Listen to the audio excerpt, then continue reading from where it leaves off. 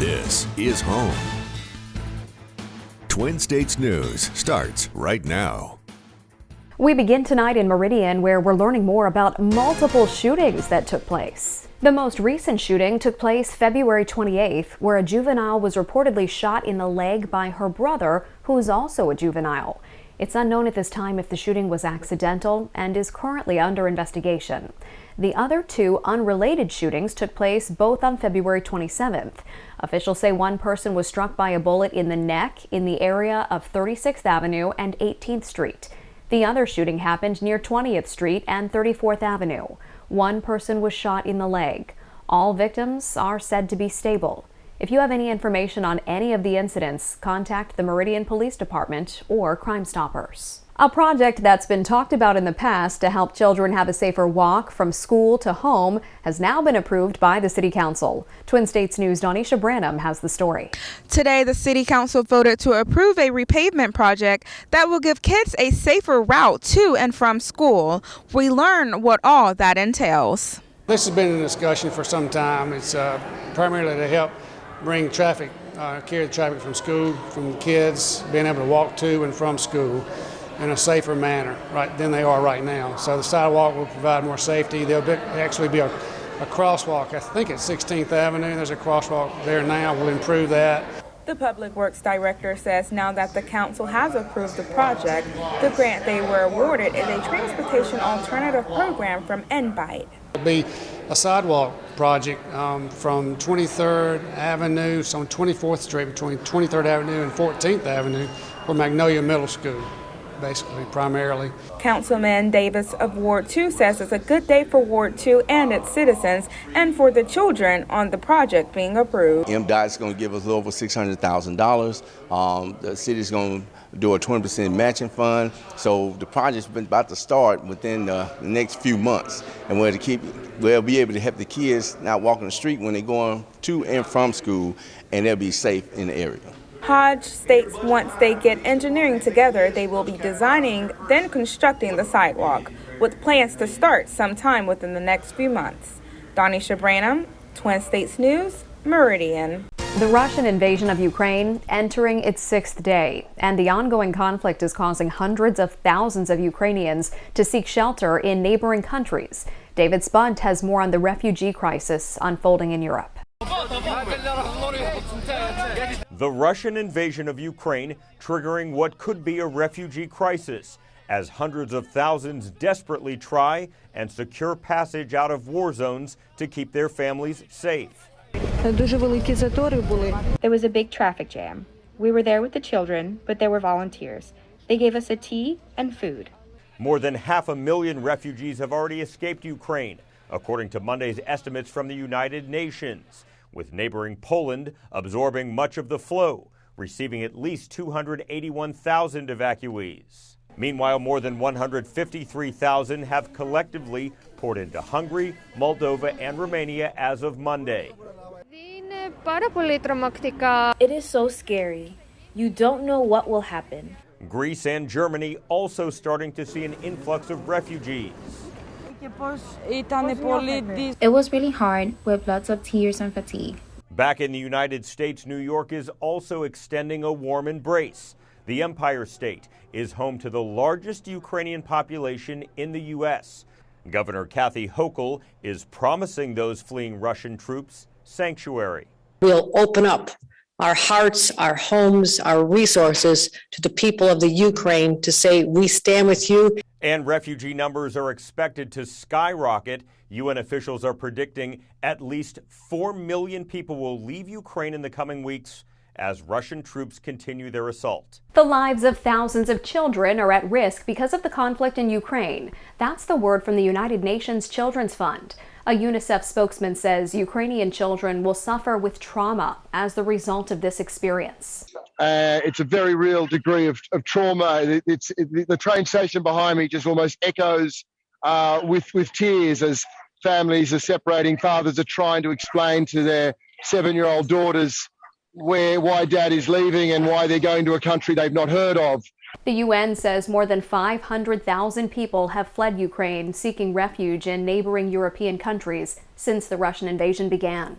Financial pressure on Vladimir Putin is coming not just from world leaders, but from state governors as well. They're taking steps to divest from all Russian investment in the United States.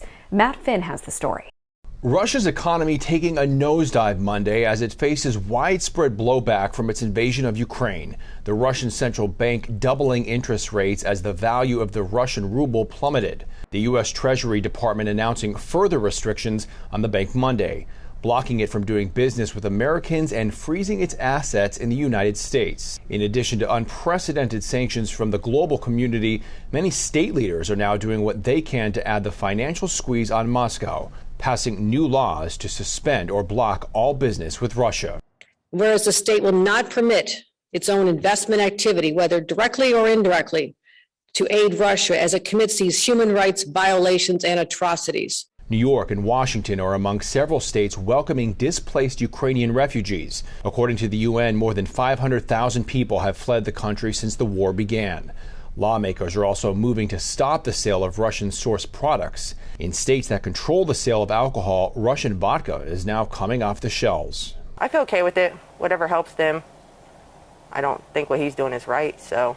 While the financial impact is small compared to the weight of international sanctions, state leaders say they wanted to show solidarity with the Ukrainian people. More states are moving to lift mask mandates in schools in the coming weeks. The decisions come as new data gives more insight into vaccine effectiveness in young children.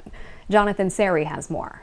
New data suggests Pfizer's COVID vaccine may be less effective at preventing infection in young children. According to New York health officials, the two-dose formula provided little protection for children aged 5 through 11 during the Omicron wave in New York.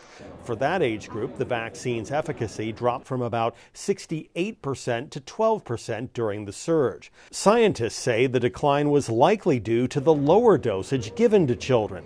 The data come as New York City officials make plans to end a school mask mandate by March 7. We wanted to be extremely careful not to just automatically state that you can now take off your mask. We want to first look at the numbers. California, Oregon, and Washington will also no longer require students to wear masks indoors beginning next week.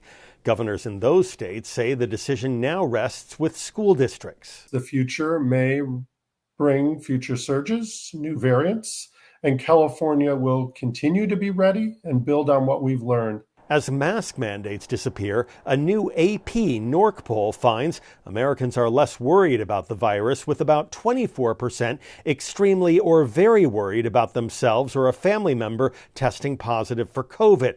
That's down from about 36% in December. President Biden is expected to speak about the future of the pandemic in tonight's State of the Union address. NASA launched a satellite into space for the National Oceanic and Atmospheric Administration this evening. The GOES-T satellite launched into space right on schedule. It's the third satellite in the Geostationary Operational Environmental Satellites R series. These satellites provide sophisticated weather observing and highly detailed imaging of weather events and monitoring. The system can provide real-time mapping of lightning activity and also monitors space weather. NASA and NOAA will be working together to continue to launch more sophisticated weather satellites in the future. Former Miss Mississippi USA, Maverick Garcia, will play a unique game on this week's episode of I Can See Your Voice. Garcia must determine whether certain pairs of people are actually good singers. If she makes the right call by the end of the game, Garcia will be $100,000 richer. I Can See Your Voice can be seen tomorrow night at 7 on Fox 30. It's official, Mardi Gras is back. 1 year after the pandemic forced New Orleans to all but cancel its famous carnival, the parades are rolling and the beads are flying once again.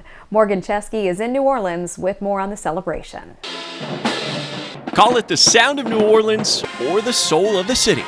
Either way, that Mardi Gras magic is back. Let the good times roll! 1 year after the pandemic canceled the biggest party in town, the city's planned a cautious return. As exciting as it is to see this, do you still have concerns? Yeah, of course. We are still in the middle of a global pandemic, and we don't take that lightly. It was not an option to repeat the tragedies of what happened 2 years ago. The city's health director, Dr. Jennifer Avegno, remembers Mardi Gras 2020 as one of the nation's first COVID super spreader events. This year, she says tens of thousands of free COVID tests are being handed out, just like beads. And masks required indoors, including bars and restaurants. Proof of vaccination also required to enter certain areas. We know what we lost in 2020, and then we know what it felt like last year to not have this. The parades changing too. Police and city staffing shortages forcing officials to streamline routes. Tourism has yet to return to pre-pandemic levels when 1 million people poured in for Mardi Gras. But for those who made it here, the legendary Carnival crews are ready to give everyone the show they've been waiting for. We're excited. This community needed it. The nation needed it. We caught up with the crew of Argus, prepping floats. Get ready, bring your bag, because you're going to catch a lot.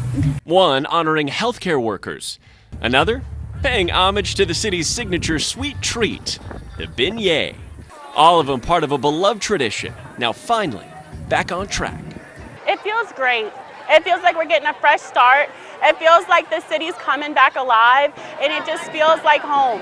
Ukrainian Americans giving everything they have to support their loved ones overseas. I am here because I love my family and I love my people, and I will do everything in my power to help them. More on their action coming as many others watch helplessly around the world.